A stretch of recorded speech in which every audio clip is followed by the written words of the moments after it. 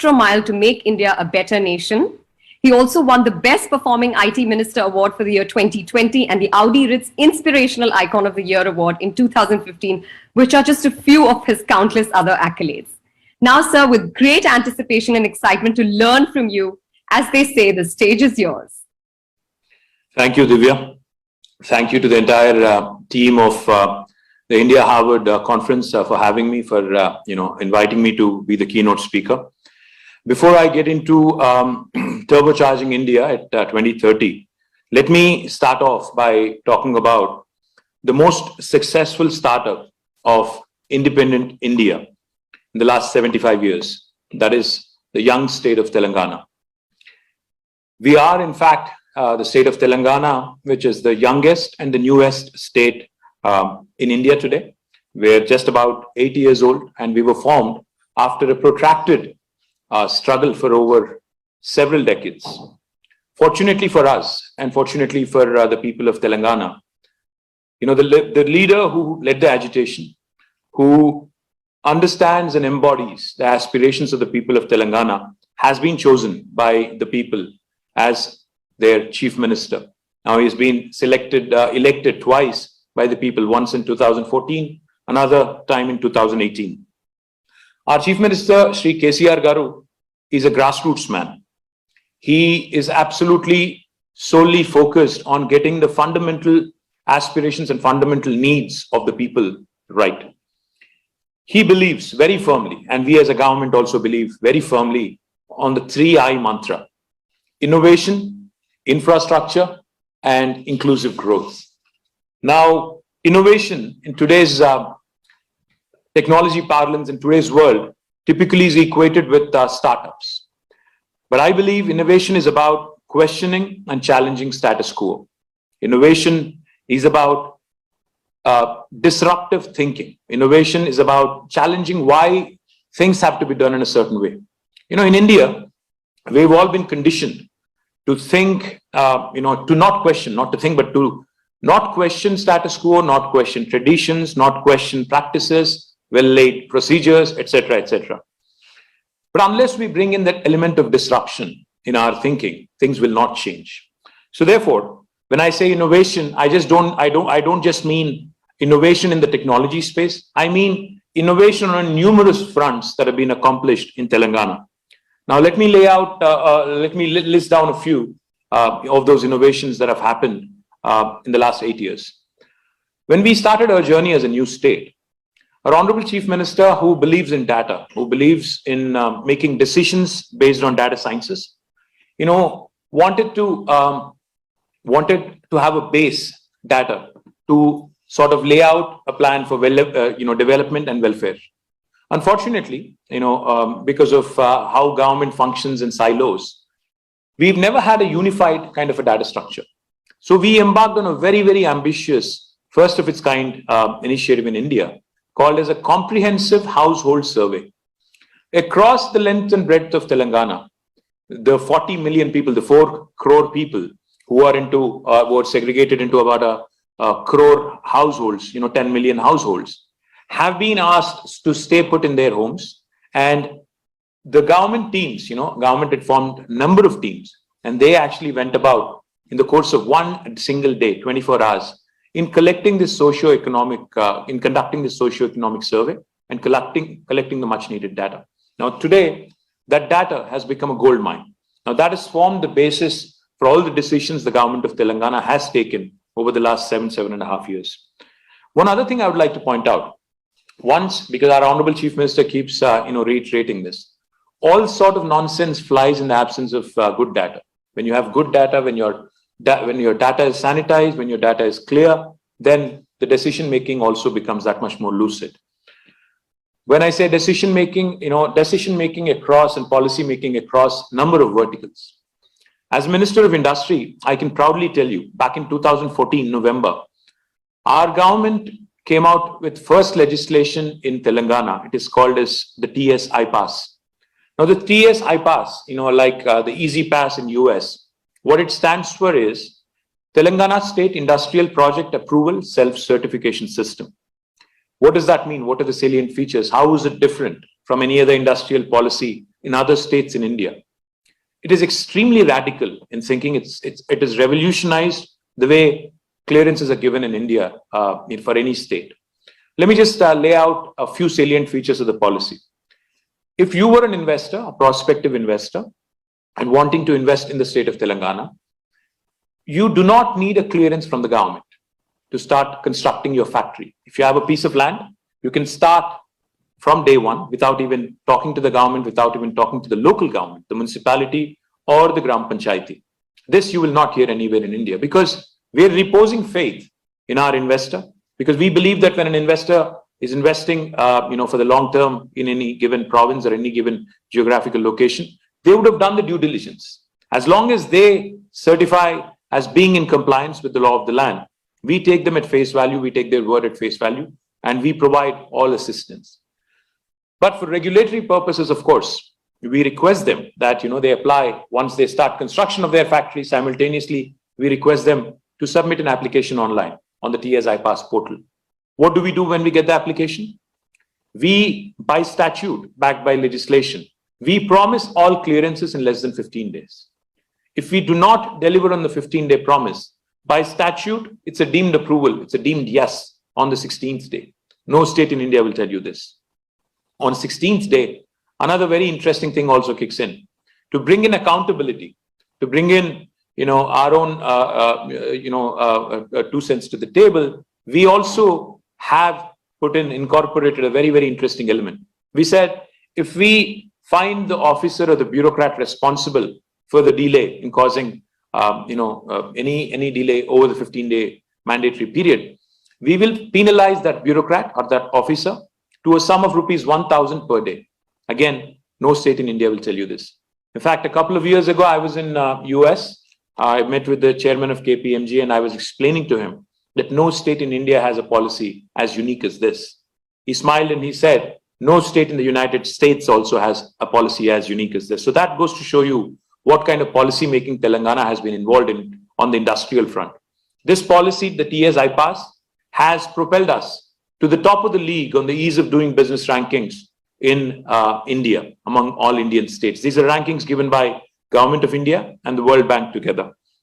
Let me also share with you, not only on the industry front, even on the front of Panchayati Raj, the rural development, the village development, and also urban development and municipal administration, our government has come out with new policies, new legislations.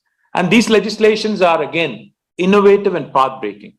We have introduced unique concepts such as building approvals in 21 days, or if the building approvals are not given by the municipality in 21 days, on the 22nd day, it's a deemed approval. Again, this is nowhere in India. And for smaller plots, in fact, it's instant approval. As you apply online, you get an approval instantly, as long as you confirm yourself to be in compliance with building rules and guidelines. Likewise, very, very unique provisioning such as green budgets. We wanted to ensure that greening of municipalities, greening of our towns and greening of villages is taken very seriously. So therefore, 10% of the budgets in both rural areas and also urban areas are earmarked for green budgets. This is again nowhere in India. Likewise, let me also point out, we take accountability very seriously. Now, the Panchayati chairman, which is a Sarpanch, and also the municipal chairman, will be held accountable if they cannot ensure 85% survival of the saplings that have been planted in their respective local bodies. This again, by statute, is something that no government in India has dared to do in the past 75 years. Likewise, our land records management system is again a very, very unique system. It works exactly in the model of a passport office, where you can apply online, you can fix up an appointment, you can actually go to the registration office and get your registration and mutation done on the same day. Again, no other state in India allows you to do this on the same day. Likewise, some very, very innovative and unique programs, such as the Dignity Housing Program for the poor, a 560 square foot dwelling area, a 2 BHK, is something that no state in India has attempted in the last 75 years. We offer the poor houses with dignity, which again, no state in India can actually claim. Likewise, we're very proud of our sustainable initiatives. Our innovative Chief Minister's idea of planting more than 230 crore saplings over the last 7 years has yielded rich dividends, as we have reaped rich dividends. More than 8% of green cover has enhanced in the state of Telangana. And this is not me claiming it. This is the Forest Research Institute of India, who has come forward and who has published a report saying that Telangana, in fact, has had the highest in expansion of green cover. Likewise, we've also leveraged. In fact, if I have to put it in Hindi, we have resorted to some jugaad when we were doing some large projects. We've embarked on some very ambitious projects. Mission Bhagirath is one project which we are extremely proud of, where potable drinking water connection to 10 million homes was envisioned. This was about 6 years ago, and we've completed the project now in less than 3 years. When we were laying the project, when we were laying the foundation for the project, our Honorable Chief Minister has advised us, since we are going to be laying more than 140,000 kilometers of pipeline, we might as well use the same trenches to lay fiber optic cable. Now, that is the jugaad I'm talking about. How do you leverage your resources? How do you leverage your abilities to ensure that you deliver bigger bang for the buck? Likewise, as Divya pointed out, we have also launched institutions which have created brilliant startups such as T-Hub. T-Hub is India's largest technology incubator, which we are very proud of. In fact, the second phase of T-Hub would be the second largest incubator in the world, and it would be launched in the next couple of months. Likewise, V-Hub, which is focused exclusively on women entrepreneurs. Agri-Hub, which focuses exclusively on solutions for agri-tech and farmers. Likewise, policies for emerging technology and adoption. One of the things I would like to point out, technology which does not come to the rescue of a common man, technology which does not have a larger societal impact is futile. This is what our Honorable Chief Minister keeps reminding us every so often. So when we've launched, our drone policy, we said, what are the practical applications of drones? We, in fact, when in the middle of the pandemic, we were the first state in the country to have launched a project in tandem with the World Economic Forum and, others here, the local hospitals, etc. here, to deliver vaccines using drones. It was a project called as a Medicine from the Sky, which was launched by the Union Civil Aviation Minister in Hyderabad. Likewise, we leveraged emerging technologies to deliver on several fronts. I can go on about that, but I'm sure we can cover it later. On the 3I mantra, the first piece is innovation. The second I is infrastructure. When it comes to infrastructure, I don't think any state in India has done as brilliantly as Telangana. On the irrigation front, in fact, which was one of the biggest, grouses of the people of Telangana for wanting a separate state, we have done exceedingly well. I don't know how many of you know this, but the world's largest lift irrigation project, you can Google it if you don't believe me, is actually a project that has been launched, commissioned, and completed in less than 4 years by the state of Telangana. We have spent nearly 1 lakh plus crores of rupees on this without any assistance from Government of India. But we've been able to complete this project in 4 years. Now, this is the world's largest lift irrigation project where we lift water from 82 meters above sea level to about 612 meters above sea level, irrigating nearly 40 lakh acres of land. This is one of its kind of achievement which has no parallel in Indian irrigation history. I would in fact believe, I would strongly urge and strongly make a case that this actually will be a fantastic Harvard business case study, if you ask me. Likewise, not only Kaleshwaram project, which I just talked about, Palamuru lift irrigation, which is also envisioned to draw water from Krishna to irrigate the lands of the parched Mahbubnagar district, is again a unique project. Between these two rivers, Godavari and Krishna in Telangana, our goal is to tap into every single drop of water that we are entitled to and leverage it to the hilt so that agriculture and allied sectors thrive in the new state of Telangana.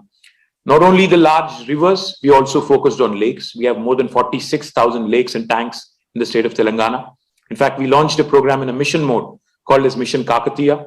We've been able to rejuvenate more than half of the tanks in Telangana, which have added significantly to uplifting the groundwater levels, which have also contributed significantly to agriculture and allied sectors such as fisheries and dairy. Now, I don't know how many of you know this. We talk about Three Gorges, we talk about Chinese execution, we talk about how quickly things happen in China. But like I pointed out, the world's largest lift irrigation project has been done by the youngest state in India within a span of 3.5 years. It's a matter of great pride for all of us Indians, irrespective of where we are in the world. Let me also point out too, another piece of infrastructure that we've done very well on: power, electricity. We started our journey as a power deficit state. Our installed capacity of power was only 7,000 plus megawatts.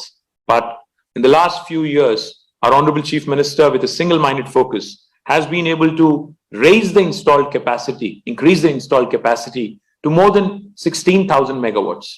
Today, Telangana is no more power deficit. We are a power surplus state. We are in fact the only state in India to be providing 24 hours of uninterrupted power supply to all sectors, to the domestic sector, to the industry, and to agriculture as well. And to agriculture, this power is produced free of cost. And let me also point out, we not only ramped up our installed capacity from 7,000 to 16,000, we also in fact are the state where the thermal power stations are operating at the highest PLF, the plant load factor, 87%. And this is not me saying it again, this is Government of India's report. Let me also point out, in case you're thinking, have these guys gone big on thermal? Yes, we have, but we also have ensured our focus on sustainability was not missed out on, was not overlooked. When the state was formed, the total installed capacity of solar was only 40 megawatts. Today, we are the second largest solar producer in the country at 5,000 plus megawatts. In fact, the first largest state is Karnataka. But if you look at it in a land mass ratio, I would say since Karnataka geographically is a lot bigger, I would most certainly say in terms of land mass versus solar production, we are by far, the number one state in the country on renewable as well. Let me also point out to the other project, infrastructure project, which I'm very proud of, providing a portable drinking water connection to each and every home. And this project again was completed in less than 4 years. Again, in independent India, no state has had the audacity to dream as big as our Honorable Chief Minister, as forward thinking as our Honorable Chief Minister. This is a project that we completed with more than $6 billion of outlay. And today I'm proud to say that Telangana is the one large state, where every single household in the rural areas receives portable drinking water at 100 LPCD in the rural areas, 135 LPCD in municipalities, and in municipal corporations, we supply 150 LPCD. Let me also point out that our urban infrastructure is one of the best in the country. Again, I'm not blowing my own trumpet. In fact, Mercer, an agency that rates cities on livability index, has consistently rated Hyderabad, our capital city, as a city with the best quality of living among all Indian cities, 5 years in a row, from 2015 until 2020. Every single year, Hyderabad has been rated as a city with the best quality of living. I know there are guys from Bombay, Bangalore, Madras, and other cities, who are listening in. Sorry, guys, but we are the city with the best quality of living among Indian cities as per Mercer, 5 years in a row. Let me also add, we have not overlooked our rural development and our villages. In fact, Telangana's Palle Pragati program, our Honorable Chief Minister's brainchild, has propelled our villages, the 12,769 villages, to outshine their counterparts elsewhere in India. Recently, when Sansad Adarsh Gramin Yojana rankings were given, Telangana's villages took the top 7 spots out of the top 10 in the country. That goes to show you where real rural development is in the country. Likewise, let me also tell you that our ULBs, not only Hyderabad, but our other ULBs, the municipalities, also have been winning awards on the Swachh Bharat and Swachh Sarvekshan rankings. More than 13 municipalities from Telangana have won, awards from Government of India recently. Likewise, our rural infra is something that you would truly be amazed if you visit any of the villages. Telangana is the only state in India where every village has a village nursery, every village has a dump yard, every village has a graveyard, every village has a tractor, a tanker, and most importantly, Telangana also is the only state where every village has a meeting hall for the farmers so that they can federate themselves, they can discuss the rural livelihood problems, agri problems, etc., etc. Now, this is extremely unique. Therefore, if you look at the rural infra and what has been done in terms of agricultural go-down spaces, when we assumed office, when the state of Telangana was formed, we only had 4 lakh metric tons of agriculture go-downs. Today, it is more than 25 lakh metric tons of agriculture go-downs. So we have increased our agri storage capacity by more than 600%. Coming to industrial infrastructure, Telangana is one of the most progressive industrialized states in the country. We are more vibrant than Gujarat, and we are more triumphant than many other states in the country. In fact, let me share with you. I don't know if you know this, but again, for those of you who are not from Telangana, let me point out. When COVID hit us, we realized the importance of vaccines. How many of you actually know that Hyderabad is the vaccine capital of the world, not India? We produce 35% of global human vaccines. We are the biotech and vaccine capital of the world, not India. Let me repeat that again. Likewise, we are the bulk drugs and chemicals capital of India. We produce more than 35% of India's bulk drugs and chemicals. Even when President Trump had called Prime Minister Modi for hydroxychloroquine, it was Hyderabad that came to the rescue of United States of America. In fact, we are also home to some of the biggest industrial parks in the country. The world's largest pharma cluster, called as Hyderabad Pharma City in about 14,000 acres, will be inaugurated the next few months. India's largest textile park, called as Kakatiya Mega Textile Park, is also located in Telangana, in Warangal. Asia's largest biotech cluster, called as Genome Valley, is located in Hyderabad. And I can go on. There are several aerospace parks. I don't know how many of you know this, but President Joe Biden's helicopter, the Marine One, its cabin is also manufactured in Telangana. It's a joint venture of the Tatas and Sikorsky, and it's also manufactured right here. So from tractors to helicopters, Telangana literally covers a lot of ground. Likewise, with our focus on agriculture, with our focus on very, very interesting initiatives such as Raitu Bandhu, which is the largest DBT program anywhere in the country, in independent India, largest direct benefit transfer program. We transferred 50,000 crores of rupees into the accounts of 63 lakh farmers in Telangana in the last 4 years. Now, after this, and after 24 hours of power supply and after increased irrigation potential, Telangana's farmers have been producing wonders, have been delivering the goods. Our yields are so rich. Now, Food Corporation of India is having trouble, procuring from Telangana. So therefore, we have decided that not only large industrial parks, but also Telangana is creating special food processing zones in about 10,000 acres of land. So if there are any prospective food processing entrepreneurs, I request you to get in touch with us, work with us, because I believe this is a huge sector with huge potential and huge opportunity. On the information technology front, I don't know how many of you know this. Amazon's world's largest campus is not in the United States. It's not in Seattle. It's in Hyderabad. 3.1 million square foot campus of Amazon, which is the world's largest campus, is in Hyderabad. And so is the case. If you look at the top 5 most valued tech companies of the world, Apple, Google, Amazon, Microsoft, Facebook, all of them without an exception are headquartered in Hyderabad for their second largest campus, and Amazon's largest campus, of course. And not only these 5, Uber, Salesforce, Novartis, Micron, the list goes on. It's endless.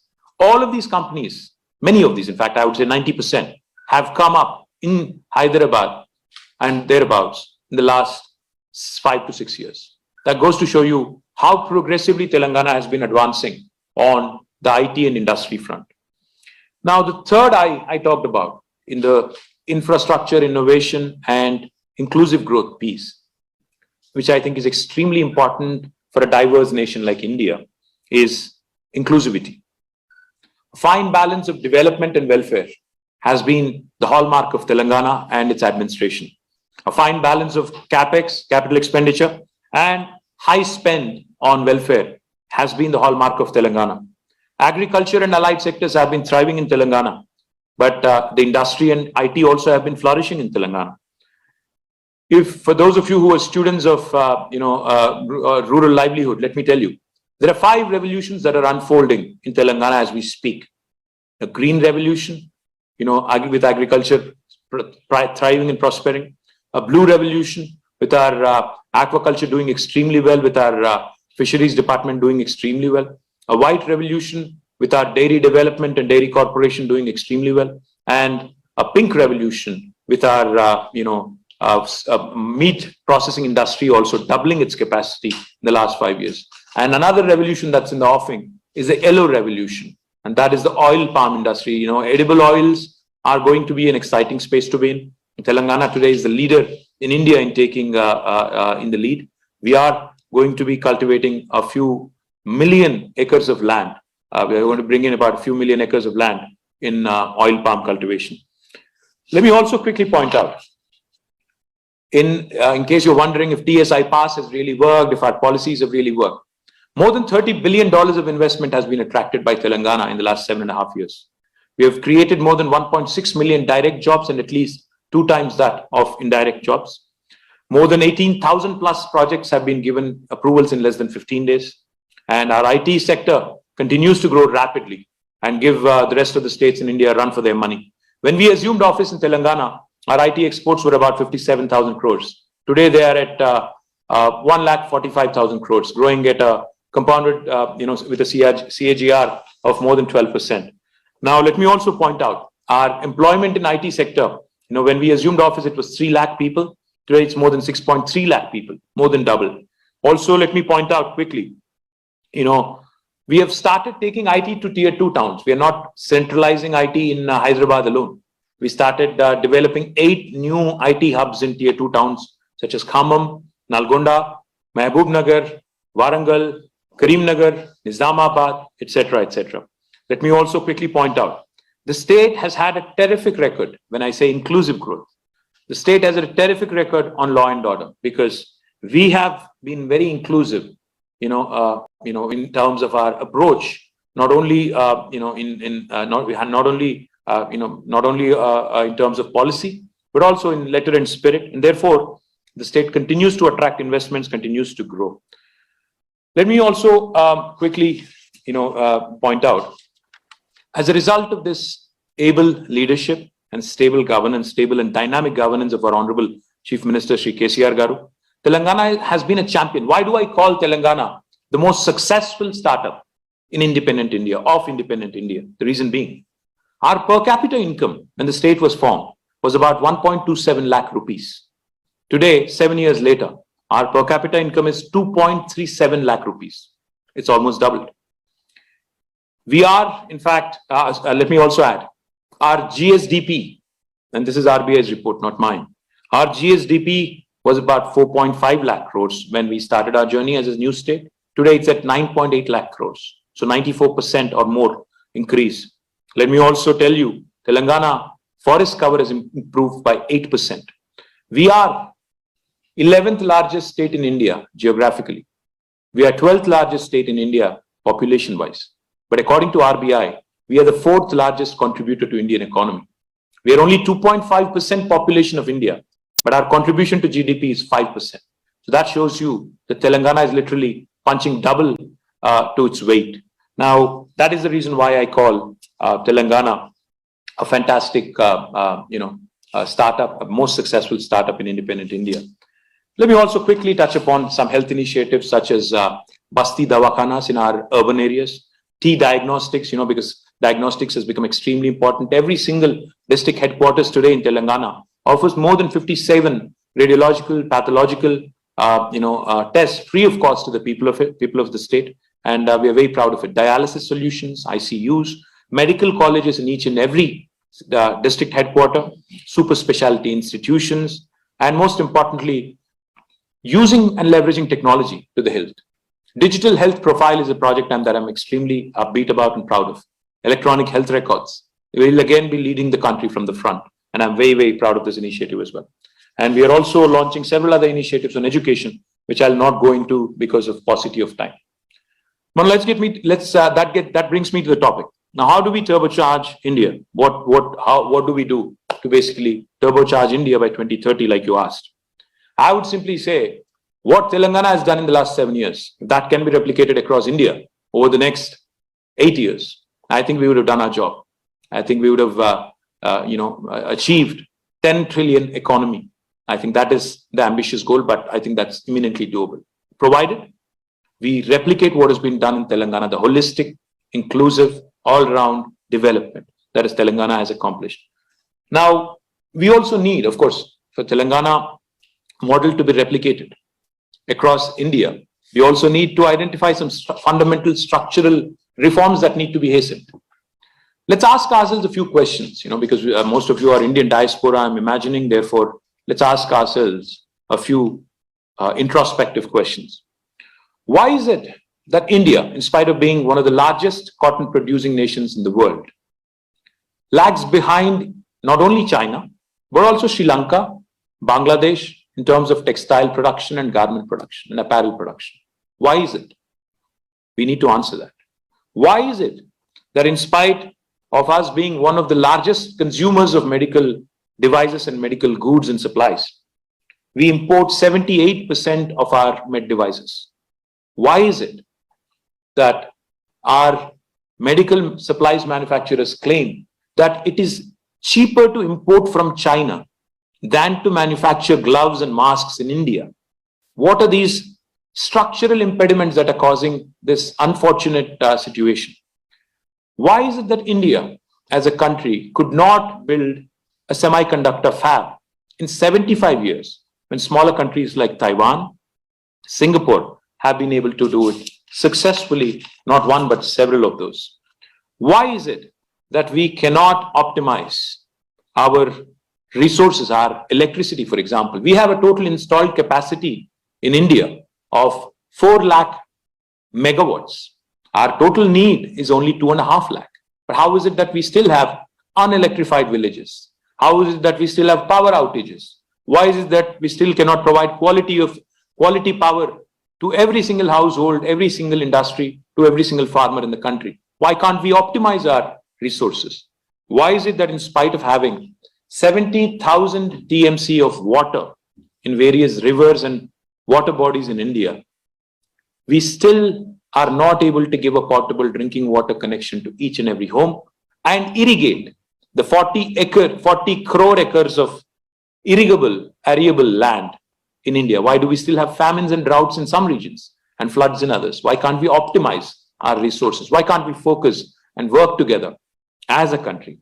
Why is it that we still have thousands of coastal line, yet cannot seem to leverage our seaports in terms of trade opportunities, in terms of transshipments, in terms of export-import opportunities?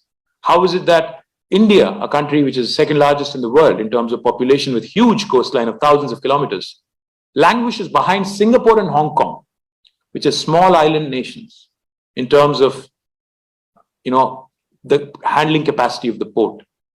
Why is it that while we have rich history, culture, heritage, and diversity of population and languages and everything else, and an extremely attractive country, why is it that our number of tourists visiting our nation are less than that of Malaysia or even less than that of Sri Lanka?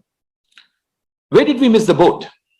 In 1987, the size of the GDP of China and India were about the same in 1987, not so long ago, only 35 years ago.